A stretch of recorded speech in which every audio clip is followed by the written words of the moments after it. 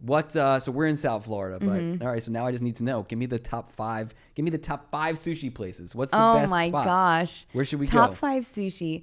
Okay. Well, that might be a lot. I might be putting a lot on you there. But top 5 best sushi places. You could do top 3. Okay. So it's like a tiny hole in the wall. Like you can't even eat in. It's like you go up to the sushi counter, order, or you just call it in and it's just takeout all day.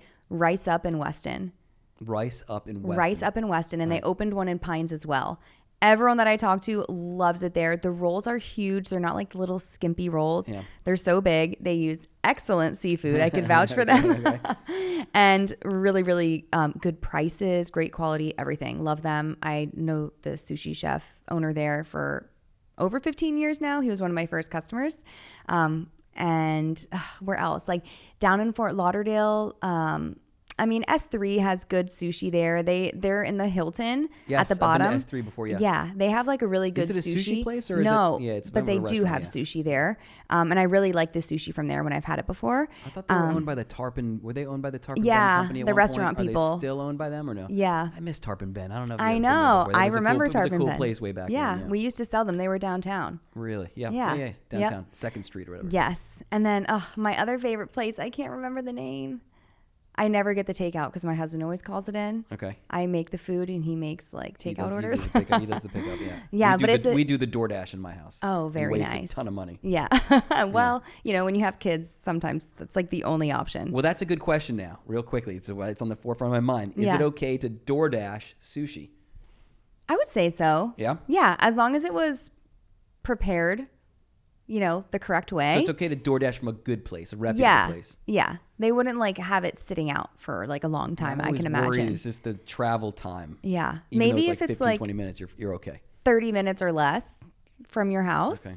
I would say that I wouldn't be too worried about that. All right. Yeah. Wow. So listen, I mean, a lot of people want to know good sushi. I mean, this is like the one place that's a little area that could be a little bit risky, right? Because it's raw fish. Now, I know that there's some things that you will not eat in this, knowing that you work in the seafood industry, all about the parasites, the bacteria. And I've been a little concerned. I'm a huge fan of oysters, but apparently you don't eat them at all. No, I feel like I'm such a buzzkill. I do eat sushi like at least once a week. I love sushi. But the one thing, I won't mess around with is oysters. Out of all of the seafood that you could possibly eat, the highest risk of getting sick from any form of seafood would be raw oysters. They carry the highest risk for Vibrio. They are a filter feeder. Filter feeders have a very specific job in our ecosystem, and it sounds just like what it is. It's to filter the water. I think an oyster can filter something like 20 gallons or more of ocean water a day. And when they do some lab tests on, raw oyster flesh, what they're filtering out is all the bad stuff, contaminants, pollutants, microplastics, all of those things are found in oysters. They're doing a really good job, what they're meant to, but I myself don't want to eat like the filter that catches all the stuff. You got a point there. I never thought of it as they are the filter. Like, why would you eat the sponge? Right, exactly. Kind of like the sponge. The right, that kind of reserves all the nasty stuff and sends out fresh water back to our ocean. So, in that way, it kind of has turned me off. But the main reason is I worry very much about getting Vibrio because I know many people who have gotten a Vibrio infection from eating raw oysters. Okay. And it can make you very sick. I mean, there's people who have gotten Vibrio and they like lose limbs. Yeesh. It can be a neurological. So most of the time that's not going to happen. That's worst case. I don't want to. Yeah, and I think I'm not trying to scare anyone. I think 99.9% of the time you're going to be safe. You're going to be okay. Right. But there's that 0.1%. You got to factor in there that could be really bad. Yeah. And there's like a time and place for oysters. Like eating them in the summer is like less than ideal. Yeah. You want to make sure that those are like cold waters, that they're being stored properly. You can't smell Vibrio. You can't see it. You can't tell if an oyster is good or not. And you wouldn't freeze them, obviously. You want to eat them. You almost want to crack them open when they're fresh and alive, and then you eat them. Yeah. The only time I would eat an oyster is cooked. Like oysters Rockefeller, like they're in the oven, baked. Oh, delicious.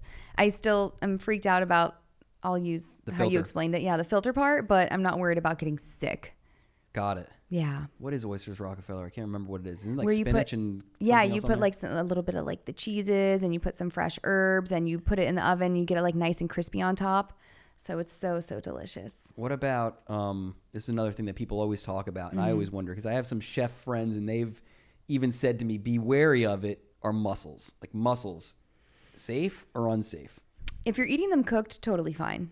Cooked? Yes. Totally good. Yeah. Okay. No worries about that.